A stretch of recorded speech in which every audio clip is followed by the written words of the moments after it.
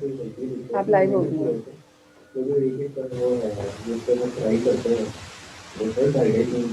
दीदी आप लाइव हो गई हैं। ओके। अस्सलाम वालेकुम, आप देख रहे हैं PNY और मैं हूँ आपकी मेज़बान फराह। उम्मीद करते हैं कि आप सब खैरियत से होंगे और PNY की वीडियो से बहुत कुछ देख रहे होंगे, सीख रहे होंगे। आज हमारे साथ जो हमारी गेस्ट हैं वो स्कूल में टीचर रह चुकी हैं, वाइस प्रिंसिपल रह चुकी हैं, 30 ईयर का उनका एक्सपीरियंस है और आज हम उनसे एजुकेशनल सिस्टम ऑफ पाकिस्तान के बारे में बात करेंगे। लेकिन अपना इंटरव्यू स्टार्ट करने से पहले एज यूजुअल मैं आपको PNY ग्रुप ऑफ कंपनीज का इंट्रोडक्शन देना चाहूँगी। PNY ग्रुप ऑफ कंपनीज जो है वो पाकिस्तान की एक ऐसी कंपनी है जो कि आपको 3 एंटिटीज़ में कोर्सेज वगैरह प्रोवाइड करती है। सबसे पहले है PNY ट्रेनिंग्स, उसके बाद है PNY advertising and then PNY pink. PNY training जो है वो पाकिस्तान का बेस्ट IT ट्रेनिंग इंस्टीट्यूशन है जहाँ पे आपको वैरायटी ऑफ कोर्सेज प्रोवाइड किए जाते हैं IT से रिलेटेड, जैसे कि web development, digital media marketing service, cyber security and networking, kids, arts, designs and many more. और इनकी बेस्ट बात ये है कि आपको ऑनलाइन क्लासेस की सर्विस प्रोवाइड करते हैं, so no matter where you are you can contact our representative and register yourself. और सेकेंड कैटेगरी हमारे पास है PNY एडवर्टाइजिंग, जो आपको डिजिटल मीडिया मार्केटिंग की सर्विस प्रोवाइड करते हैं। अगर आप अपने प्रोडक्ट को, अपने बिजनेस को और जो भी आपकी सर्विस है उसको एडवर्टाइज़ करवाना चाहते हैं और अपनी टारगेट मार्केट तक पहुंचना चाहते हैं तो आप PNY से कॉन्टेक्ट कर सकते हैं। And the third category is PNY pink, जो कि स्पेशली हम लेडीज़ के लिए है और आज हमारी जो गेस्ट हैं वो भी एक लेडी है माशाल्लाह से। तो PNY पिंक जो है वो लेडीज़ को बहुत अच्छे से फैसिलिटेट करा है और उनके लिए कोर्सेज ला रहा है, जैसे कि ग्रूमिंग, मेकअप वगैरह के कोर्सेज हैं। और PNY ग्रुप ऑफ कंपनीज का जो बेसिक पर्पज़ है वो यही है कि आपको बेस्ट सर्विस प्रोवाइड की जाए। तो अब अपने शो का बाकायदा आगाज़ करते हैं और आज की जो हमारी स्पेशल गेस्ट हैं उनको हम वार्मली वेलकम करते हैं। हमारे साथ हैं मैडम मुनीर जहान, जो कि LD स्कूल में पढ़ाती थी as a teacher, vice principal भी उन्होंने सर्व किया है स्कूल में और उनका 30 ईयर का एक्सपीरियंस है माशाल्लाह से। अस्सलाम वालेकुम मैम, कैसी हैं आप? बिस्मिल्लाहिर्रहमानिर्रहीम। मैं बिल्कुल ठीक हूँ, अल्लाह का शुक्र है। आपको इस स्टेज पर देखकर बहुत अच्छा लगा मुझे। अल्लाह बहुत ताला आपको शुक्रिया। तरक्कियाँ दे। माशाल्लाह आपने ग्रूम किया है। Thank you, thank you.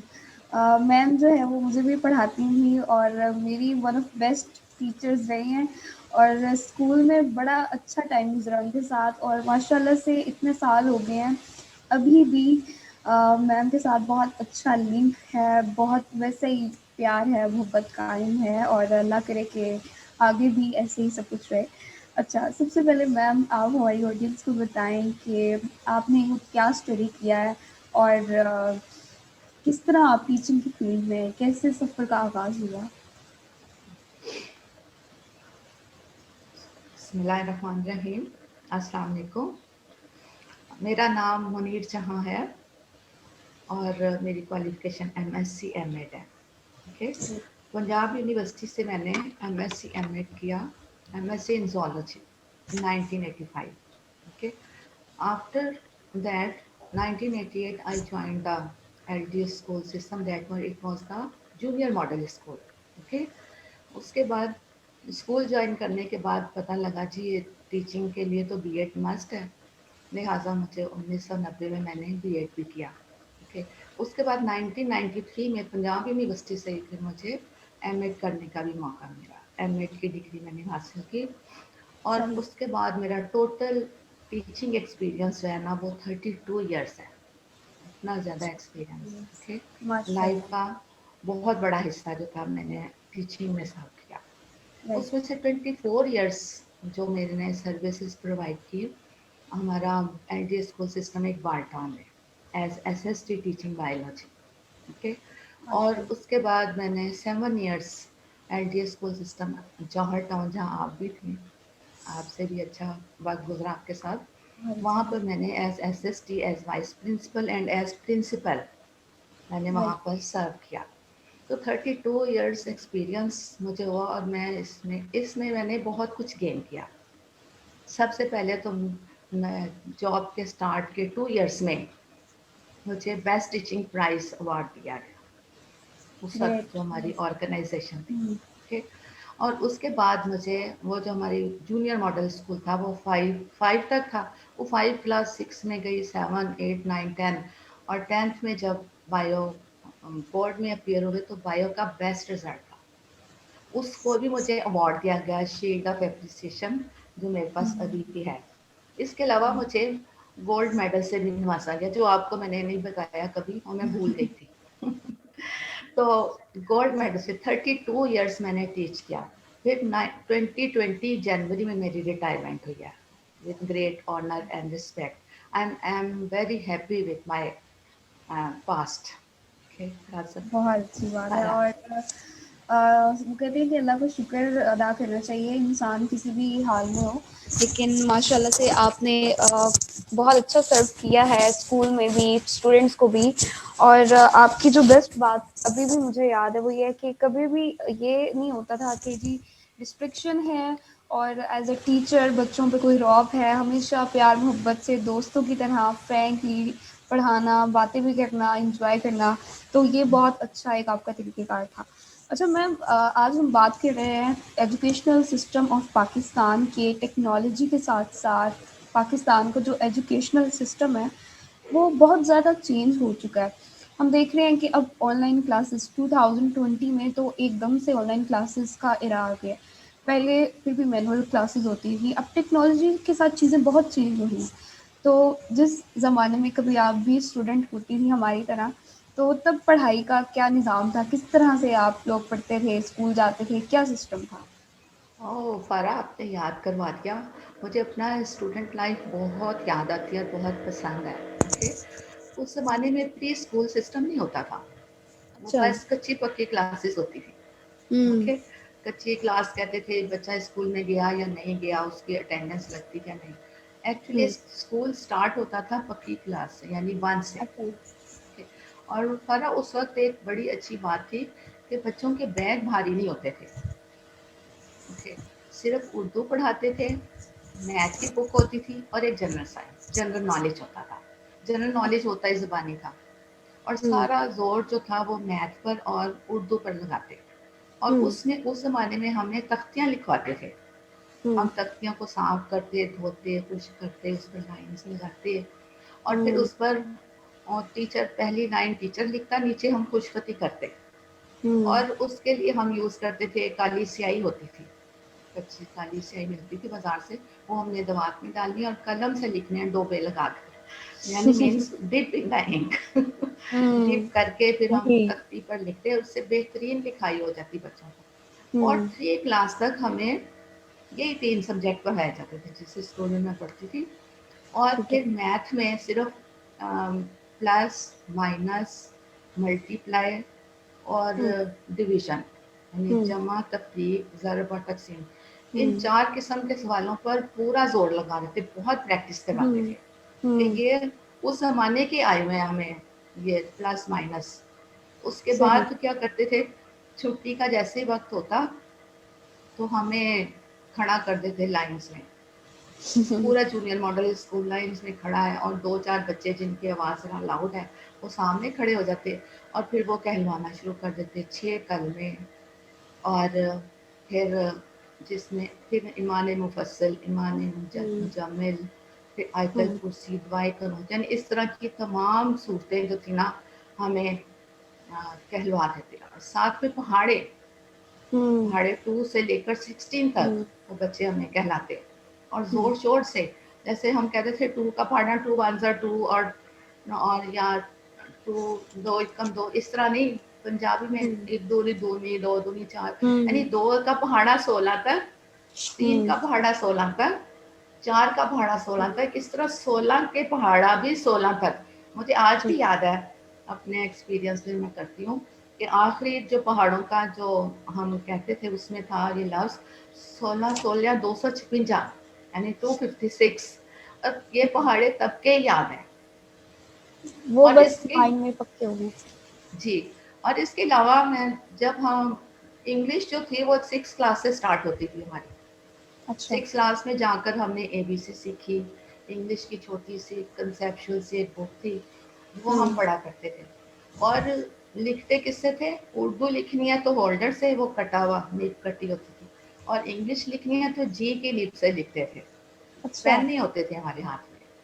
और मुझे याद है कि हमारे जो टीचर्स थे हमें 60% मार्क्स देते थे मैक्सिमम, क्योंकि सब्जेक्टिव बहुत ज़्यादा था उस जमाने में और ऑब्जेक्टिव बहुत कम था।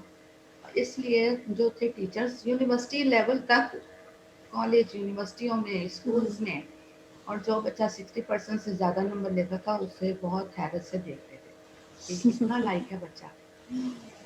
और फिर एफएससी में भी हमने देखा कि जो बच्चा 60% मार्क्स लेता है या 60% से ज़्यादा या 62 या 65, उसका एमबीबीएस में एडमिशन हो जाता था या इंजीनियरिंग में हो जाता। यानी ये जो थी, इस तरह की हमारी पढ़ाई थी। तो बड़ा ही कोई मतलब कि इतना सिंपल किस्म का निज़ाम था। सिंपल था, अब आप क्या सिंपल था?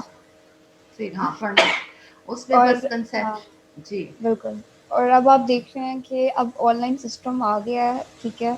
तो बच्चों की ग्रूमिंग जो है वो बिल्कुल ऐसे है जैसे रुक सी गई है। जब आप स्कूल जाते हैं, कॉलेज जाते हैं, आपकी एक रूटीन बनती है, आप लोगों से मिलते हैं, आपकी एक ग्रूमिंग होती है। आप जो कुछ कैंपस में सीख सकते हैं वो आप ऑनलाइन कैसे सीखेंगे? तो इस बारे में आप क्या फरमाना चाहेंगी कि बच्चों की ग्रूमिंग जो है बड़ी ही रुक सी गई है? मुझे ऐसा फ़ील लग रहा है, आपको कैसा लग रहा है? फारा, आप काफ़ी हद तक सही कह रही हैं। मेरा भी यही ख्याल है कि ग्रूमिंग जी। बच्चों की रुक गई है। वो कंप्यूटर पर बैठते हैं आइसोलेट होकर, हुँ। तो उस मुआशरे से मिलते ही नहीं, सोसाइटी में इंटरेक्ट नहीं होते। बच्चों की ग्रूमिंग के लिए उनको क्लासरूम एनवायरनमेंट प्रोवाइड करना बहुत ज़रूरी है। राइट। ओके, क्लासरूम एनवायरनमेंट से ही वो बच्चे जो है, बच्चा स्टूडेंट टू स्टूडेंट इंटरेक्शन होती है, स्टूडेंट की टीचर से इंटरेक्शन होती है, तो हुँ। इंटरेक्शन बहुत अच्छी है।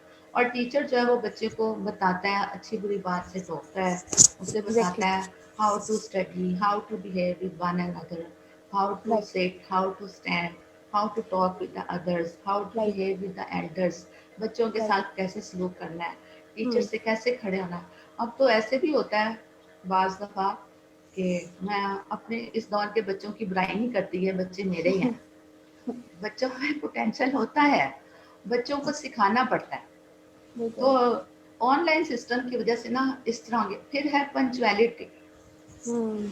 ठीक है, इस तरह जो है ग्रूमिंग जो है इस वजह से रुकी है कि बच्चे आइसोलेट हो गए। एग्ज़ैक्टली। और फिर उनमें क्या है कि उनमें क्या लेज़ी हो गए। हुँ। एक वर्ड है जिसे कहते हैं प्रोक्रेस्टिनेशन, हुँ। प्रोक्रेस्टिनेशन। तो इसकी वजह से बच्चे जो अपना हर काम डिले करते हैं, उनमें राइट, सेंस ऑफ रिस्पॉन्सिबिलिटी भी कम होती जा रही है, और बिल्कुल। ना उनके उठने का टाइम, ना सोने का टाइम, हुँ। लेजी हो गए। जी ऐसे ही है। और अब तो फ़ेसबुक पे भी बहुत इतनी वीडियोज़ आ रही होती हैं कि पहले टीचर्स जो थे वो क्लास में लेट आने की वज़ह से बच्चों के अटेंडेंस शॉर्ट कर देते थे और बाद में जो उनके पेपर्स नहीं होते हैं। और अब ऑनलाइन सिस्टम है तो टीचर्स खुद ही लेट आ रहे होते हैं। तो ये भी बहुत फ़नी सी फ़ेसबुक पे वीडियोज़ वग़ैरह भी वायरल हो रही है। अच्छा, तो मुझे बताएँ कि फिर टेक्नोलॉजी का तो ये फिर एक हम कह सकते हैं नुकसान हो गया किस्म का। तो इसको इम्प्रूव किया जा सकता है कि ऑनलाइन सिस्टम को आप इम्प्रूव करें। किस तरह होगा फिर? क्योंकि देखिए, कोविड-19 के बाद ये से है कि सिचुएशन इस तरह की कोविड बन गई। 19 की वजह से, जब कोविड 19 आया और हुँ, लॉकडाउन हुआ, हर बंदा घर में जनाब बंद होकर रह गए, हुँ, बाहर नहीं जाना। इतना डर था कि जैसे भाई वायरस है, उसने तो पकड़ ही लेना है। हुँ, तो इस तरह आइसोलेट हुए। उस वक्त कंप्यूटर ने, ऑनलाइन सिस्टम ने बच्चों को इस सिस्टम में बहुत हेल्प आउट किया। Right, exactly. बच्चे जो हैं उस पर पढ़ते थे, हुँ, और उनका टाइम ज़ाया नहीं हुआ। लेकिन एक बात थी कि ना, एक टाइम मैनेजमेंट स्किल की ज़रूरत थी। Okay, right. कि किस टाइम टीचर ऑनलाइन हो रहा है, किस टाइम स्टूडेंट्स ऑनलाइन हो रहे हैं। ओके, हुँ, क्योंकि ये पाकिस्तान में तो ये इतना फर्स्ट एक्सपीरियंस था कि सारे का सारा मुल्क की कंट्री ऑनलाइन हो गया। तो हुँ, उस वक्त ये देखा गया कि टाइम मैनेजमेंट स्किल्स की डेफिशिएंसी हमने देखी गई कि बिल्कुल। वो किस टाइम टीचर का स्टूडेंट्स को एट ए टाइम ऑनलाइन होना चाहिए था। हुँ, और इसके अलावा हमने देखा है कि बहुत सारे बच्चे जो हैं वो कंप्यूटर इलिटरेट हैं, एग्जैक्टली। पावर्टी, वो कंप्यूटर नहीं ले सकते। तो वो कंप्यूटर जो ले ही नहीं सकता तो वो फिर उसे प्ले कैसे करेगा, बिल्कुल इसके नुकसानात हुए। ओके, बिल्कुल तो इसको इम्प्रूव करने की ज़रूरत है। बिल्कुल। और इसके अलावा हमने देखा कि ई लर्निंग, इसको ऑनलाइन लर्निंग को ई लर्निंग भी कहते हैं। राइट। तो कंप्यूटर नेटवर्क एक्सेस नहीं है हर जगह। ओके, और दूसरे ये कि ई लर्निंग के लिए स्ट्रॉन्ग इंटरनेट की ज़रूरत है। बिल्कुल बिल्कुल। इतनी जगहों पर हमें इम्प्रूव करने की ज़रूरत है। ओके, हमारे निज़ाम को बहुत इम्प्रूवमेंट की ज़रूरत है। ये चीज़ तो हमें फ़ील हुई है कि जी बहुत सी ऐसी टेक्निकल चीज़ें हैं जिनको सीखने की भी ज़रूरत है और अरेंजमेंट्स की भी बहुत ज़रूरत है, जी क्योंकि दुनिया में जो बाकी कंट्रीज़ हैं वो तो बहुत ज़्यादा डेवलप्ड हो चुकी हैं। अब इंशाल्लाह उम्मीद करते हैं कि पाकिस्तान भी टेक्नोलॉजी के हवाले से डेवलप हो रहा है और आइंदा के कुछ सालों में डेवलप हो जाएगा। अच्छा, मुझे अब स्टूडेंट्स के बारे में तो हमने बात की, अब हम थोड़ा सा टीचर्स के बारे में भी बात करते हैं। जैसे आपने कहा कि टीचर्स को भी ज़रूरत है कि वो टाइम पे ऑनलाइन आएँ, स्टूडेंट्स को भी ज़रूरत है। तो पहले दौर के जो टीचर्स थे और आज के दौर के जो टीचर्स हैं, उनमें क्या फ़र्क है? मुझे तो पर्सनली ये फ़ील होता है कि जो पहले दौर के टीचर्स थे, वो आपको पेरेंट्स की तरह ट्रीट करते थे। जैसे अब आप हैं, हमेशा वालिदा का दर्जा मैं भी आपको देती हूँ, आपने भी बच्चों की तरह हमेशा प्यार किया है और एहसास किया है। तो पहले दौर के टीचर्स में ये बहुत अच्छी बात थी कि वो आपको बहुत प्यार से अपनी औलाद की तरह ट्रीट करते थे। ये नहीं था कि जी बस पैसे मिलने हैं, मैंने पढ़ाना है, लेक्चर लिया, बात खत्म। तो मैं पर्सनली ये बहुत फ़ील करती हूँ। आपको क्या लगता है कि पहले दौर के जो टीचर्स थे और आज के दौर के टीचर्स, उनमें क्या फ़र्क है? हाँ, पर पढ़ाई के लिहाज आप से भी और एटीट्यूड के जी, लिहाज से पर भी। आप सही कह रही हैं कि पहले दौर के जो टीचर थे उनमें सिंपलिसिटी थी, वो राइट। सिंपल थे, और स्टूडेंट टीचर रिलेशन जो था बहुत स्ट्रांग होता था। ओके, मैं बिल्कुल। खुद स्टूडेंट से कहती थी कि हर स्टूडेंट की दो माएँ होती हैं, एक वो माँ जिसने बच्चे को पैदा किया और बिल्कुल एक वो माँ जो आपको पढ़ाती है। और बिल्कुल जब स्टूडेंट्स तरक्की करते हैं तो ये दोनों माएँ खुश होती हैं। ओके, बिल्कुल। उस वक़्त उस ज़माने में, हमारे ज़माने में स्टूडेंट टीचर्स रिलेशन बहुत स्ट्रॉन्ग था। इसे हम कहते हैं, जैसे आजकल स्टूडेंट टीचर रिलेशन है, हम इसे कहते हैं ये प्रोफ़ेशनल रिलेशन है, क्योंकि एग्जैक्टली। एजुकेशन अब बिज़नेस बन गई हम्म है। लेकिन हमारे दौर में स्टूडेंट टीचर रिलेशन जो था वो पर्सनल हो जाता था। मुझे बिल्कुल। आज भी याद है कि हमारे जो जूनियर मॉडल के स्कूल्स के टीचर थे, वो हमें स्कूल के बाद दोबारा से पढ़ाते थे और फ्री ऑफ कॉस्ट, कोई डिमांड नहीं करते थे। क्योंकि हम्म 5th क्लास में हमारा एग्ज़ाम होता था, एक ही दिन में सारा हो जाना होता था। तो हम्म एग्ज़ाम की तैयारी करा के एग्ज़ाम में अपीयर कराते थे। हम्म अब जनाब इस तो बल्कि मुझे कोई एक एक बंदा लतीफ़ा सुना रहा था इस तरह का कि एक बंदा ट्यूशन ट्यूटर जो था वो बच्चे को ट्यूशन पढ़ाता था। तो ऑब्वियसली ट्यूशन फीस लेता होगा। तो उसने मदर को शिकायत की कि ये ना बच्चा पढ़ता नहीं है। तो मदर हम्म ने कहा इसे मारो। तो उन्होंने कहा नहीं जी, मारने के अलग पैसे हैं। तो वो मार के तो हम भी खिलाफ हैं। तो वो हम्म यानी कि वो अपना प्रोफेशनल रिलेशनशिप शो कर रहा था कि हम hmm for the sake of money. तो इस राइट। बात के हम भी खिलाफ हैं। अब भी बहुत सारे लोग जो हैं वो ऐसे नहीं है, जैसे अब हम्म मार नहीं प्यार। तो उस ज़माने में हम ये कहते थे, पेरेंट्स आते थे उस्ताद के पास अपना बच्चा लेकर, तो कहते थे लो जी मास्टर साहब चमड़ी आपकी है, हड्डियाँ हमारी। उसका ये मतलब नहीं था कि मास्टर साहब मारे हैं। वो हम्म उन टीचर्स को रिस्पेक्ट एंड रिगार्ड देते थे। और वो टीचर्स आपका भी हक ऐसे है। नहीं थे कि जी, कि वो मारते नहीं थे। हम्म तो वो तो वैसे ये था कि टीचर्स को रिगार्ड इतना देना कि हम्म अगर टीचर हाथ लगा भी लेता तो बच्चा जो था वो घर शिकायत नहीं लगाता था कि पेरेंट्स ने हम्म बच्चे को कहना है तुम्हारी गलती होगी।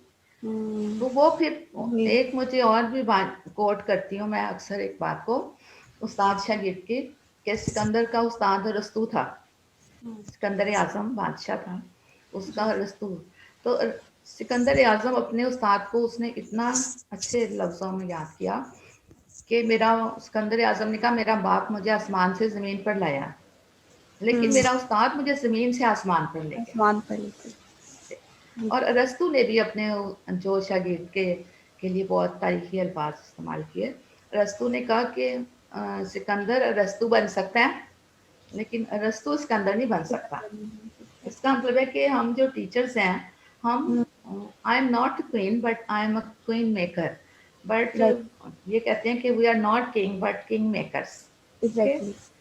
अब फिर खुश होते हैं हम इस बात पर कि हमारा बच्चा जो है वो कहाँ पहुँच गया है, कितनी तरक्की किया है। और वो जब भी कभी मिले तो हमें रिस्पेक्ट एंड रिगार्ड जो मिलता है हमें, तो हम कहते हैं क्या बात है, क्या बात अल्लाह है। का शुक्र है। जी बेशक, बस ये जो रिस्पेक्ट है, इज्जत है, ये बहुत वैल्यू है।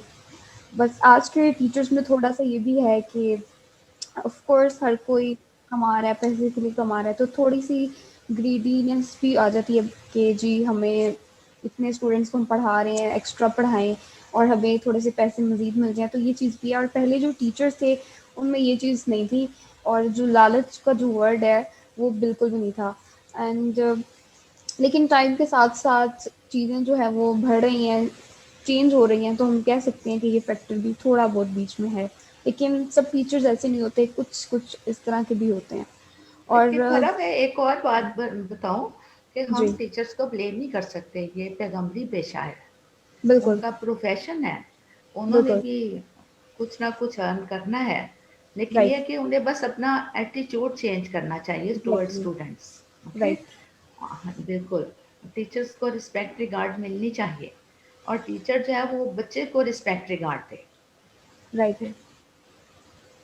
अच्छा, अच्छा, अभी तो हम थोड़ा-सा सेशन को इंटरेस्टिंग बना रहे हैं, और अब मैं आपसे थोड़ा-सा आपका एक्सपीरियंस पूछूँगी कि आप कोई स्टोरी शेयर करें हमारे साथ, किसी स्टूडेंट के हवाले से, किसी कोलीग के हवाले से, कोई भी इंटरेस्टिंग स्टोरी अपने पास्ट में, अपने जो भी आपने टीचिंग का अरसा गुज़ारा है अपना 32 इयर्स का, तो कोई स्टोरी ज़रूर हम सुनना चाहेंगे आपसे। वैसे तो फरा मुझे ऐसी बहुत सारी बातें हैं, लेकिन मैं बोल चुकी हूँ। लेकिन एक मुझे छोटी सी बात याद आ रही है, शायद आपका सेशन था या आपके बाद का सेशन था। जी, तो जी, ज़रूर। जी, आपके स्कूल की ना, जी। वो उसमें कुछ 4-5 बच्चों की का ग्रुप था जो बहुत लाइक थी। हुँ, हुँ। और जब मैंने क्लास में पढ़ाना शुरू करना, तो उन्होंने उसी वक्त बातें शुरू कर देनी। अच्छा। अब मैं उन्हें इसलिए इग्नोर करती थी कि टाइम ज़ाया होगा अगर मैं हुँ, इन्हें टोकूंगी तो। फिर हुँ, ना ऐसे ही होता रहा। एक दिन मैंने सोचा कि मैं ना थोड़ी स्ट्रेटजी चेंज करूं। मैंने उस दिन ना उन बच्चियों की तरफ देखा ही नहीं, मैंने अच्छा। दूसरे बच्चों की तरफ देखा। हुँ, और वो बड़ी परेशान के टीचर ने हमें नहीं देखा, हमारे हुँ, देख के उन्हें लेक्चर डिलीवर कर दिया। और उसके बाद मैंने उनसे पूछा बच्चों समझ आ गया? उन बच्चों ने कहा आ गया, लेकिन वो जो 4-5 बच्चियां थी उन्होंने कहा हमें समझ नहीं आया टीचर। हुँ, तो मैंने उनसे कहा कि आपको समझ नहीं आया? कहते हैं हुँ, नहीं। मैंने ना फिर उन्हें ना परसिस्टेंटली, मुझे हुँ, कम ही गुस्सा आता है और मैं बच्चों के हुँ, साथ हुँ। रैश बिहेव नहीं करती। मैंने, एग्ज़ैक्टली, क्योंकि ये राइट, मेरी स्ट्रेटजी थी, बिल्कुल, मैंने उनको दोबारा से ए टू जी दोबारा उसी तरह बताया जैसे मैंने बाकी बच्चों को बताया।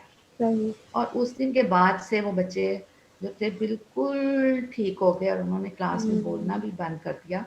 और उसके बाद जब वो कॉलेज में गए, हुँ, अकेडमियों में गए, उसके बाद मुझे मैसेज करके कहते थे आप जैसी बायो नहीं कोई पढ़ा सकता मैम, आप जैसे हम, इस वक्त मैं बायो की क्लास में बैठी हुई हूँ, बच्ची ने हुँ, मैसेज किया, लेकिन हुँ। आपको याद कर रही हूँ, आप जैसी कोई बायो नहीं पढ़ा सकता। बेशक, तो बेशक, बिल्कुल ऑब्वियसली ऐसे। मुझे तो सारी जिंदगी हो गई थी, मुझे तो बुक्स याद हो हुँ, गई।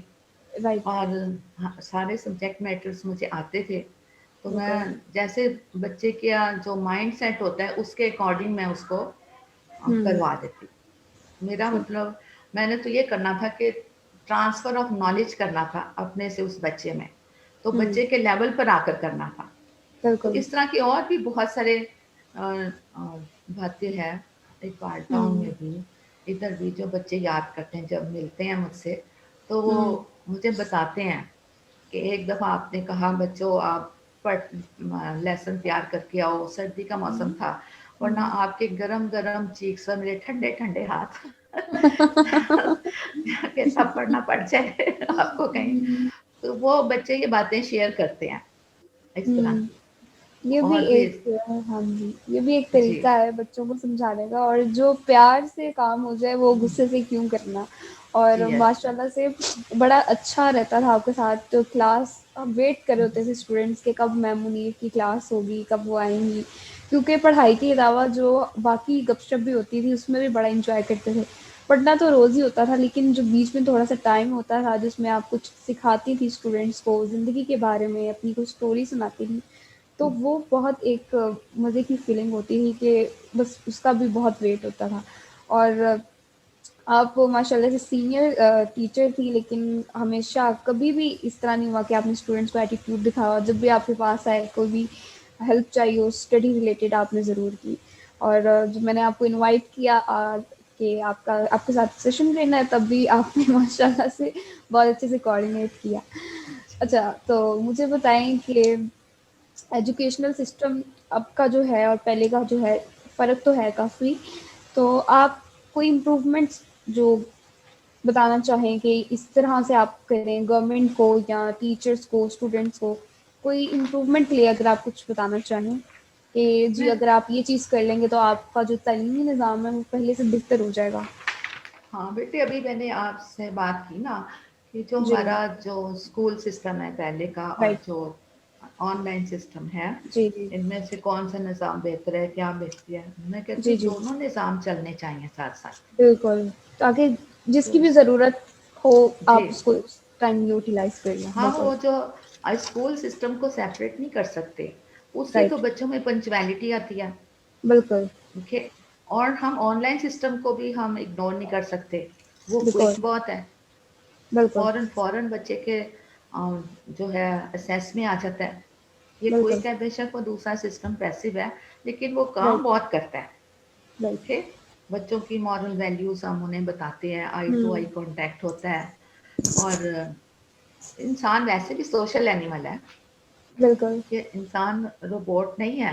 राइट, इंसान खुद कंप्यूटर नहीं है, बिल्कुल, सोशल एनिमल है। वो सोसाइटी में खुश रहता है, मिलजुल कर एग्ज़ैक्टली, खुश रहता है। बच्चे बिल्कुल। भी को अलहदा कर दो तो वो कहेगा कि मुझे बाहर जाऊं, मैं दूसरे बच्चों के हुँ, साथ खेलूं, मैं राइट। बातें करूं। तो और ऑनलाइन सिस्टम भी बहुत बहुत है। बस वही जो मैंने आपको दो चार पॉइंट बताए, कि जो बच्चों में लेजीनेस आ गया, हुँ, प्रोक्रेस्टिनेशन जिसे हम कहते हैं, हुँ, हर काम बिल्कुल, को डिले करते हैं, कोई वक्त की पाबंदी नहीं करते, सोते रहते हैं, जागते रहते हैं, या फिर खाने पीने की तरफ तवज्जो नहीं है, अपनी तरफ हुँ, साफ सफाई की तवज्जो नहीं करते। बिल्कुल, तो इस फैक्टर को भी कंट्रोल करना है। तो सही, दूसरा मैंने बताया था, इसको ऑनलाइन सिस्टम को बेहतर करने के लिए जो है वो टाइम मैनेजमेंट स्किल्स होने चाहिए, वो डेवलप करें राइट, बिल्कुल स्कूल्स सही, में, कि बिल्कुल, वो जो उस टाइम को मैनेज करें, वो टाइम ज़ाया ना हो। बस उसी सही, टाइम के लिए ऑन होना है कंप्यूटर क्लास, टीचर ने क्लास लेनी है और हुँ, स्टूडेंट ने ऑनलाइन होना है फॉर क्लास। और दूसरे बिल्कुल, वो जो कंप्यूटर इलिटरेसी को ख़त्म करें, यानी बच्चों वो को बहुत हेल्प ज़्यादा, आउट करें, कंप्यूटर प्रोवाइड करें। ये राइट, पुअर बच्चे जो हैं कहाँ से कंप्यूटर लें? इसको एग्ज़ैक्टली, इम्प्रूव करने के लिए इसके लिए कुछ करें। बिल्कुल, ओके।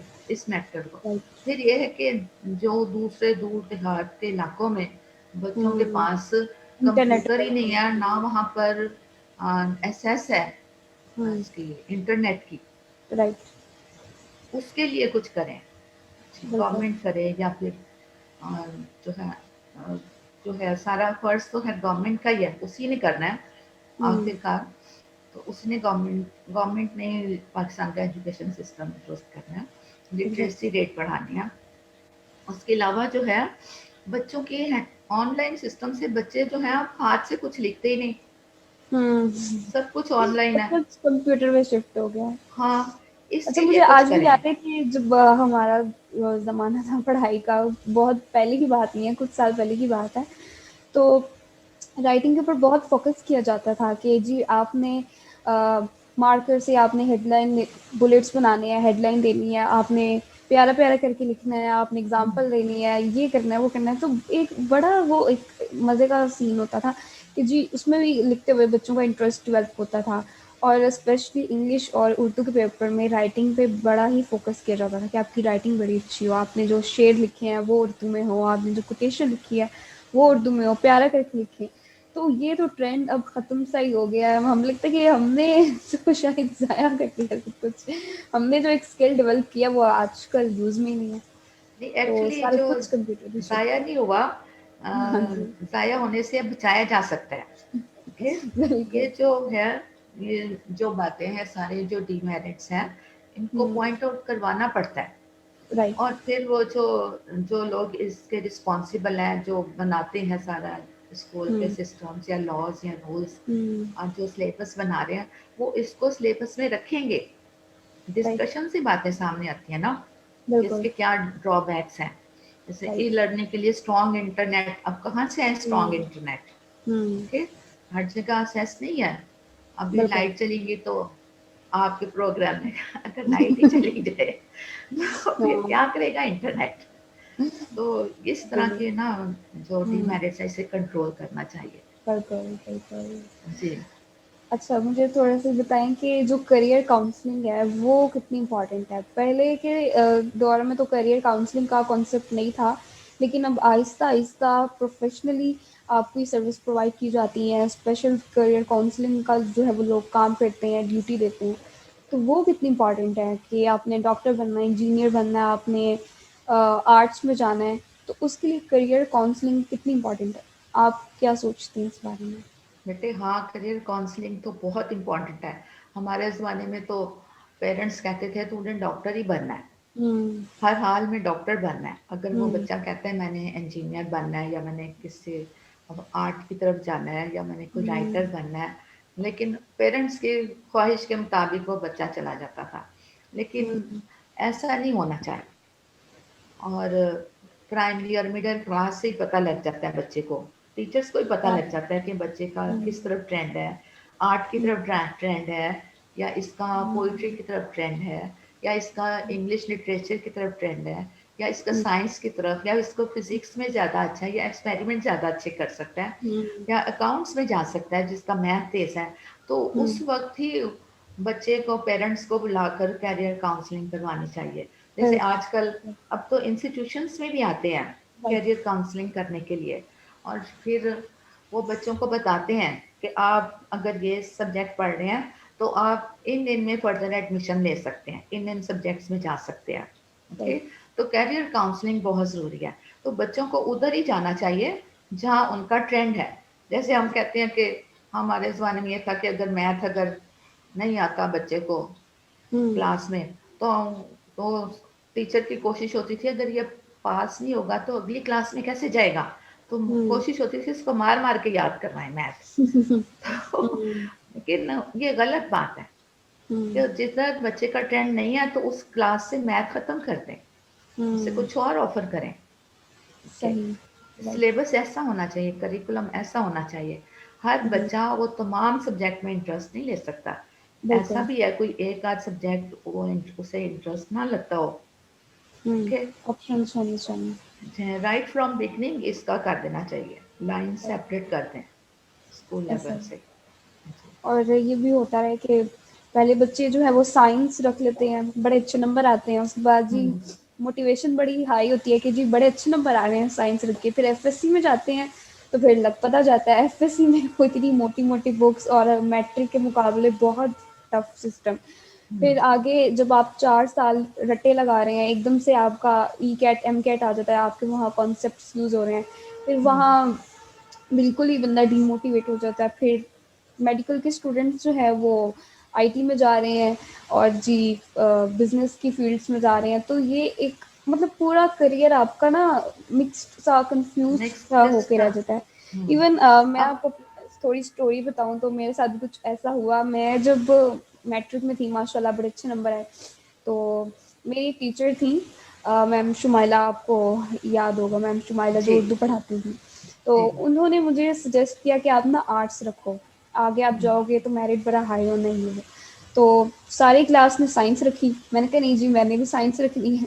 साइंस में फिर अच्छे नंबर आ गए, आगे एफएससी हम्म। कर ली। एफएससी में फिर बड़ी मेहनत करनी पड़ी, फिर एट द एंड वही हुआ कि जी ई कैट एम कैट, और फिर अगली स्टेज पे जाके पता चला कि नहीं जी मुझे तो कहीं और जाना चाहिए, कहीं कम्युनिकेशन की फील्ड में जाना चाहिए, कहीं मीडिया में जाना चाहिए।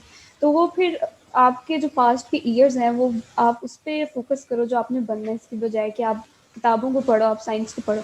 तो बिल्कुल ठीक है आपने, मेरा भी पर्सनली ये ख्याल है कि आपको स्कूल के लेवल पे ही आपको बता देना चाहिए कि ये आपका इंटरेस्ट है, आपको टेस्ट करना चाहिए और इस तरह की कोई स्ट्रेटेजी भी हाँ बनानी चाहिए कि आपको पता चले कि जी आपका इंटरेस्ट किस चीज़ में है हाँ। और कहाँ पे और आप फारा, अच्छा हाँ मैं परफॉर्म कर आपकी सकते बात हो। को टोक रही हूँ, आपने देखा होगा कि बच्चे जी। एमबीबीएस करने के बाद मुकाबले का इम्तिहान पास करते हैं। अच्छा। ओके, हम्म। एमबीबीएस करने के बाद वो क्यों हम्म। करते हैं? क्योंकि उनका डॉक्टर्स में इंटरेस्ट नहीं है, उनके हम्म। पेरेंट्स ने फोर्स किया, उन्होंने कर लिया। फोर्सफुली। राइट। इंजीनियर बनने के बाद फिर सीएसएस करते हैं। तो हम्म। इससे बेहतर है कि उनके इतने 4-5 साल जाया हुए हैं बिल्कुल। मेडिकल में या इंजीनियरिंग में, तो उन्हें बिल्कुल। एफएससी के बाद ही उस तरफ जाने देते, बीए हम्म। बीएससी बीए करके फिर तैयारी हम्म। करके सीएसएस का एग्जाम देते। हम्म। तो इस तरह बच्चों का टाइम वेस्ट होता है। ओके, बिल्कुल। एज ज़्यादा हो जाती है, राइट। फिर गवर्नमेंट सर्विसेज में आने में प्रॉब्लम होती है। हाँ, जिन्होंने प्रॉब्लम। बिजनेस करना है उनके लिए तो ठीक है।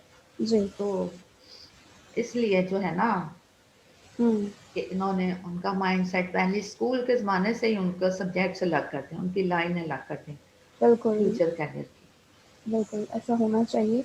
और इस तरह जो टीचर्स की भी स्पेशल एफर्ट लगती है ऐसे स्टूडेंट पे जिनका इंटरेस्ट नहीं है, वो भी वेस्ट होने से बचे और स्टूडेंट्स की एफर्ट्स और पेरेंट्स की जो इश्यूज है वो भी रिजॉल्व जी हो जाएं। तो आई होप सो कि अगर कोई हमारी डिस्कशन सुन रहा है बड़े लेवल पे तो वो इस पे ज़रूर गौर और फिक्र करे, बिकॉज एक स्टूडेंट के ख्यालात भी यही हैं और एक एक्सपीरियंस टीचर के हाँ ख्यालात भी जी तकरीबन सेम ही हैं। जी। बिल्कुल। अच्छा। और मैम हमें कुछ बताइए कि अब एजुकेशन जो है वो एक पावर है, तो एक अच्छा स्टूडेंट बनने के लिए स्टूडेंट्स में क्या क्वालिटीज़ होनी चाहिए? लाइक पंक्चुअलिटी आपने बताई कि होनी चाहिए, ठीक है, टाइम मैनेजमेंट होनी चाहिए।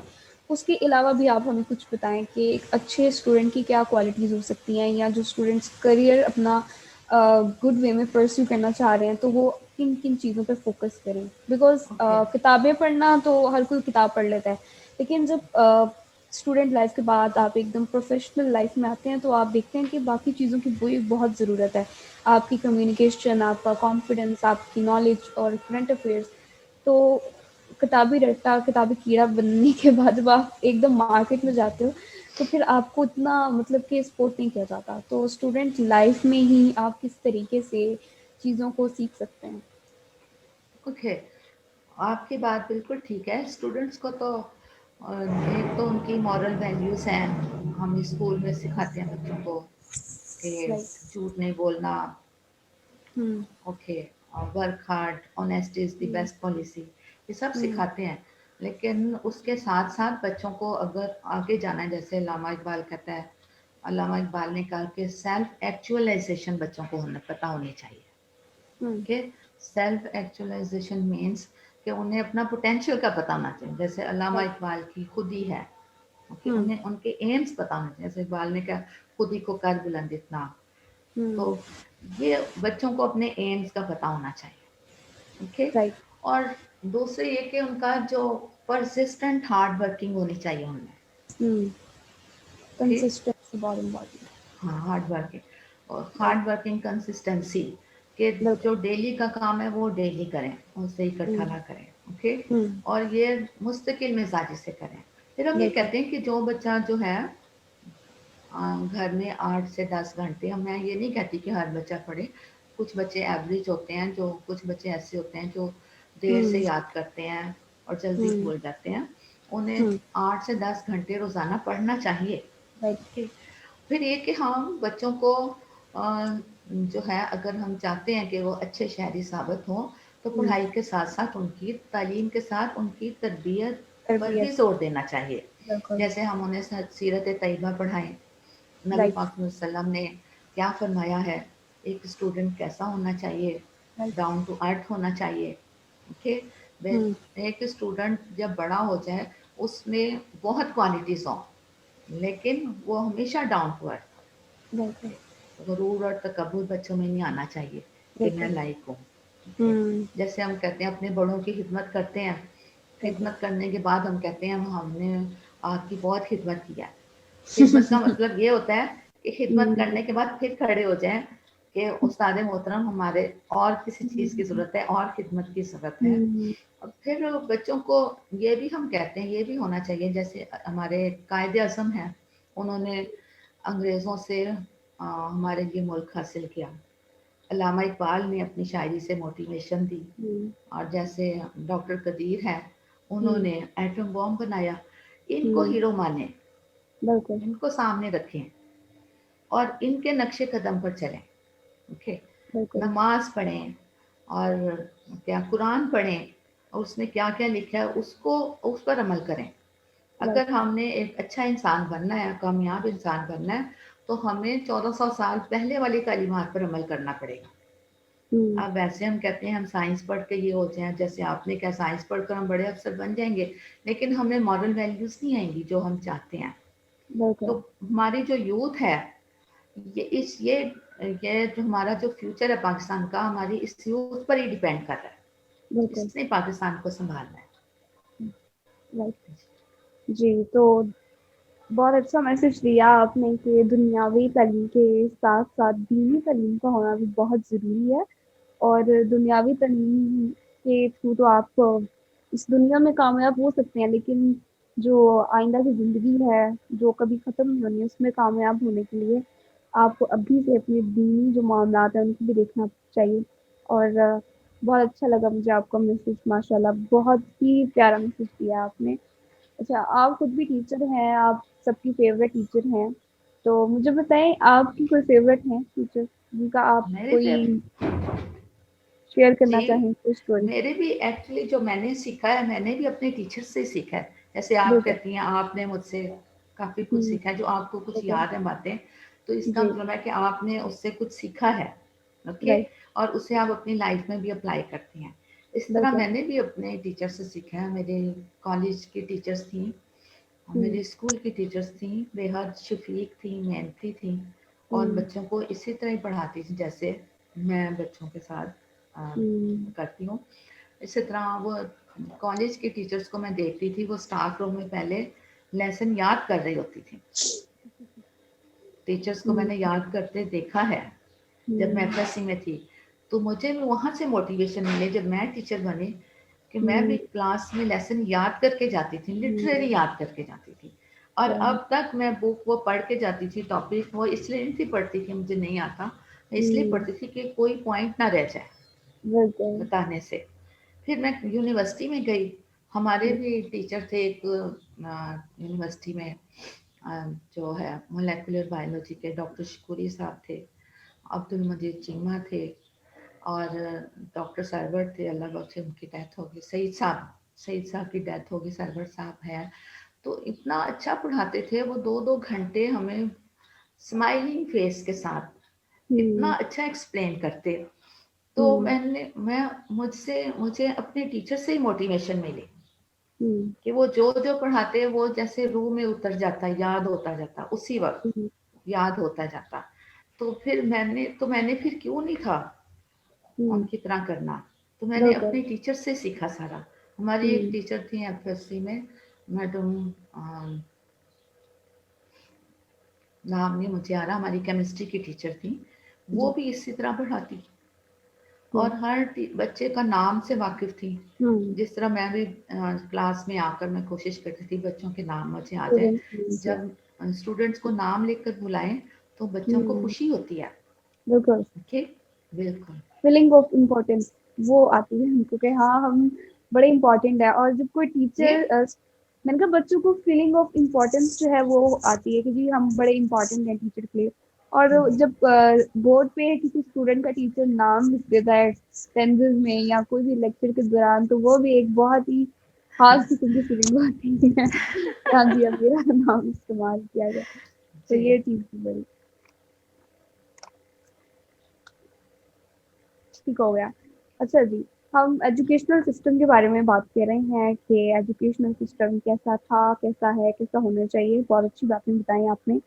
अब मेरा आपसे सवाल है कि जो हम स्कूल की टेक्स्ट बुक्स वगैरह पढ़ते हैं, उसके अलावा जो ग्रूमिंग की बुक्स होती हैं, वो कितना आपको हेल्प करती हैं आपके करियर में या आपके नॉलेज में या आपकी ग्रूमिंग में। नहीं, तो आप कह रहे हो कि आजकल तो ट्रेंड खत्म हो चुका है बुक्स पढ़ने का, स्टूडेंट जो है वो मूवीज देख रहे हैं, सोशल मीडिया का दौर है, हर कोई फेसबुक, इंस्टाग्राम, व्हाट्सएप, इसी पे ही बस टाइम वेस्ट हो रहा है। तो बुक्स पढ़ने का जो ट्रेंड है ना वो अब खत्म होता जा रहा है। उस हवाले से आप क्या कहेंगे? हाँ, बुक्स पढ़नी तो बहुत ज़रूरी है। जैसे हम कुरान पाक भी कहते हैं कि रोज़ाना कुरान पाक की तिलावत करनी चाहिए, चाहे हुँ, हम एक पेज ही पढ़ें। इसी तरह हुँ, रात को मुझे याद है कि जब मैं रात सोने से पहले एक बुक रीडिंग ज़रूर करती थी, सिलेबस के अलावा। हुँ, कोई रिसाला, कोई किताब, उससे हुँ, बड़ी अच्छी नींद आती थी। पढ़ते-पढ़ते हुँ, सो जाते थे, उससे नॉलेज भी आती थी। हालाँकि हुँ, उस बुक का हमारे टेक्स्ट से कोई लिंक है। ताल्लुक नहीं होता था। लेकिन फिर भी बुक रीडिंग जो है वो बहुत ज़रूरी है। हम भी राइट। बच्चों को जब स्कूल में होमवर्क देते थे, मेरे बच्चे हुँ, जिस स्कूल जाते थे क्रेसेंट मॉडल में, तो इन्हें समर वेकेशन का जो होमवर्क मिलता था उसमें वो टीचर्स बुक्स के नाम लिखती थी। कुछ हुँ, इंग्लिश के जो नॉवल था या उर्दू के, कि हुँ, ये आपने रीडिंग करके आनी है। तो बुक हुँ, रीडिंग से माइंड खुलता है, शार्प होता है। बुक रीडिंग बहुत ज़रूरी है बच्चों के लिए। राइट। और अब तो जी, यूनिवर्सिटी लेवल पे भी इस तरह देखा जा रहा है कि जो टीचर्स हैं वो स्टूडेंट्स को सेमेस्टर में बुक्स ज़रूर बताते हैं कि जी आपने ये बुक्स पढ़नी है। इवन हमारे साथ भी इस तरह हुआ था कि हमारी एक मैम थी, इंग्लिश पढ़ाती थी हमें, और उन्होंने हमें बुक्स जो सिलेबस के अलावा जो बुक्स होती हैं वो भी पढ़ाई और उसमें से भी हमारा पेपर लिया। तो ये एक बहुत अच्छा ट्रेंड है कि आप स्टूडेंट्स को बुक्स पढ़ाएं जहाँ से उनको इन्फॉर्मेशन मिले या उनकी जो स्किल्स हैं वो इम्प्रूव हों। हाँ, और बुक्स पढ़ाएँ। अब तो बिल्कुल, बुक ले जाने के लिए लाइब्रेरी भी नहीं जाना पड़ता। बिल्कुल सब अब तो कुछ। हम गूगल करते हैं कंप्यूटर से, जो अपनी जो डिज़ायर बुक है वो हम निकाल कर हम उससे उसकी रीडिंग करते हैं, पढ़ते हैं। राइट। तो ये बहुत अच्छा ट्रेंड है, बुक ज़रूर बच्चों को पढ़नी चाहिए। बिल्कुल। जी। अच्छा, उसके अलावा थोड़ा-सा ये बताइए कि सोशल मीडिया जो है वो बहुत आम हो गया है। सोशल मीडिया के फ़वाइद भी हैं, नुकसान भी हैं। तो सोशल मीडिया के थ्रू स्टूडेंट्स किस तरह से, मतलब ट्विटर पे कहते हैं कि आपने अगर करंट अफ़ेयर्स के बारे में मतलब एक्टिव रहना है, आपने नॉलेज लेना है कि आजकल क्या हो रहा है, तो आप ट्विटर यूज़ करें, आप फ़ेसबुक यूज़ करें, न्यूज़ सुनें। तो सोशल मीडिया जो है वो बहुत ट्रेंडिंग में है। सोशल मीडिया के बगैर ऑफ़ कोर्स लाइफ़ जो है वो इम्पॉसिबल है।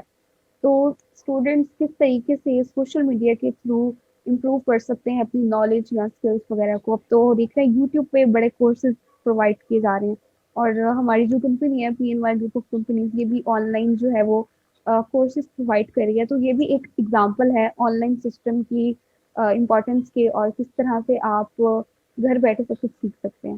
तो इस हवाले से आप कुछ बताइए। हाँ, फ़र्क ये है कि पहले तो था कि नॉलेज गेन करने के लिए रोज़ाना अखबार आता घर में। हम्म। तो हर हम्म। किसी की कोशिश होती सबसे पहले वो अखबार को पढ़े। Okay, right. वो सब लोग अखबार पढ़ते, उसकी इम्पोर्टेंट इंफॉर्मेशंस हम्म। अगर किसी ने अंडरलाइन करनी हम्म। होती करते, खबरें हमको बाकायदा से सुनते। हम्म। ओके, जनरल नॉलेज बढ़ाने के लिए, करंट अफेयर करने के लिए, करंट अफेयर्स को अंडरस्टैंड करने के लिए। लेकिन अब जब से सोशल मीडिया आया है, तो यहाँ तो और भी ज़्यादा आसान हो गए। अगर वहाँ पर और बहुत कुछ ऐसा चल रहा है जो स्टूडेंट्स को पसंद नहीं है, जो स्टूडेंट्स के लिए फ़ायदेमंद नहीं है, हम्म। तो जो मैच्योर स्टूडेंट्स हैं, जो अंडरस्टैंड करते हैं, वो उस मटेरियल को ना देखें। राइट।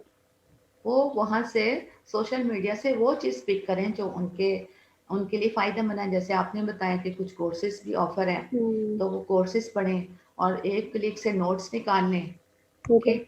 वो नोट्स तैयार करें, खबरें सुन लें, अखबार हुँ, निकाल लें। तो हुँ, अपने डिज़ायर्ड नोट्स पढ़कर अपने सोशल मीडिया को मतलब के थ्रू वो अपने करंट अफेयर की बहुत अच्छी तैयारी कर सकते हैं। बिल्कुल, ओके, बिल्कुल, जी। टॉक शोज़ हैं, राइट, उससे हम जो है इंफॉर्मेशंस ले सकते हैं। और ओके, वैसे भी जो है सोशल मीडिया पर अगर कोई वीडियो चलाते भी हैं, कोई ऐसी फ़नी वीडियो, उसमें भी कोई मैसेज होता है, बिल्कुल, उससे भी हम सीख सकते हैं। राइट, तो हम सोशल मीडिया को बुरा नहीं कहते। हाँ, जी, थोड़े से डीमेरिट्स हैं, उन राइट, डीमेरिट्स को साइड पर कर दो, उन जी, डीमेरिट्स को यूज़ ना करो, उसको अंडरस्टैंड करो, और इसको सोशल मीडिया को पॉजिटिवली यूज करें। बिल्कुल जी, बिल्कुल ठीक कहा आपने कि सोशल मीडिया को अगर हम राइटली यूज करेंगे तो उसके हम जो है वो मैक्सिमम एडवांटेजेस ले सकते हैं, और जो हमारा मैनुअल सिस्टम है, स्कूल जाना, कॉलेज जाना, वो भी बहुत जरूरी है। और बहुत जरूरी है। आज का सेशन अल्हम्दुलिल्लाह बहुत अच्छा रहा, बहुत इंटरेस्टिंग और बहुत इंफॉर्मेटिव सेशन रहा आज का। Thank you. And welcome, and I hope so कि जितने भी व्यूअर्स हैं, देखने वाले हैं, उन्हें बहुत मजा आया होगा आज, क्योंकि सीखा भी, बातें भी हुई, और चीजें बड़ी जो थी इस तरह की थी कि लग ही नहीं रहा था कि कोई फॉर्मल प्रोफेशनल चल रहा है। ऐसे ही लग रहा था कि बस गपशप हो रही है और बातें हो रही हैं और कुछ यादें भी ताजा हुई। तो बहुत अच्छा लगा आज आपको इनवाइट किया, बहुत अच्छा लगा आपसे बात करके। थैंक यू सो मच आज के सेशन के लिए और हमें टाइम देने के लिए और हमारे से बात करने के लिए। कोई लास्ट Okay. मैसेज आप देखने वालों को देना चाहेंगे? लास्ट मैसेज ये है कि लास्ट मैसेज में क्या कहूँ, be honest. Honesty is the Okay. Best policy. Right. Okay. ठीक है। चलें जी। परसिस्टेंट, हार्ड वर्किंग, खुद ही हम्म, को कद बुलंद इतना कि हर तकदीर से पहले खुदा बंदे से खुद पूछे, बता तेरी रज़ा क्या है। This is for you. Okay. Thank you so much. और जरूर इस पे अमल किया जाएगा और इसको, इस ग्रेट मैसेज को याद भी रखा जाएगा। Thank you so much again for joining us. और अपनी ऑडियंस को मैं कहना चाहूंगी कि आज के सेशन से जरूर कुछ ना कुछ आपने सीखा होगा, और सीखने के साथ साथ आप इस पे अमल भी करें, क्योंकि अमल, अब मेरे भी जहन में शेर आ रहा है, शेर सुनने के बाद, कि अमल से बनती है जिंदगी, जन्नत भी जहन्नुम भी, ये हक की अपनी फितरत में न नूरी है न नारी। और इंशाल्लाह अमल से जिंदगी बनती है, जन्नत भी जहन्नम भी, ये जहन्नुम भी खाकी अपनी अपनी फितरत में, ना फितरत में नूरी है ये ना है नारी। न नारी। जी, इंशाल्लाह आपसे मिलती हूँ मैं नेक्स्ट सेशन में एक नए गेस्ट और एक नए टॉपिक के साथ। तब तक के लिए अपना बहुत सारा ख्याल रखिए और अपनी होस्ट को दीजिए इजाजत। अल्लाह हाफिज। अल्लाह हाफिज। अल्लाह हाफिज। अल्लाह हाफिज। Thank you. अल्लाह हाफिज। देखो।